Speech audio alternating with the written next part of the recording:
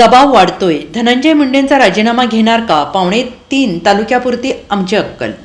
मस्साजोगचे सरपंच संतोष देशमुख हत्या प्रकरणात वाल्मिक कराडचे नाव आल्याने धनंजय मुंडे यांच्या अडचणी चांगल्याच वाढलेल्या आहेत आणि आता या प्रकरणाचा तपास CIDकडे देण्यात आलेला आहे. वाल्मिक कराड हा धनंजय मुंडे यांचा निकटवर्तीय म्हणून ओळखला जातोय. तो संतोष देशमुख यांच्या हत्येचा मास्टर माइंड असल्याचा आरोप होतोय. बीड जिल्ह्यातील आमदार बोलताना जिल्ह्यातील कायदा सुव्यवस्थेवर बोट ठेवत आहेत. गुन्हेगार निकटवर्ती आहे, त्यामुळे धनंजय मुंडे यांनी राजीनामा द्यावा.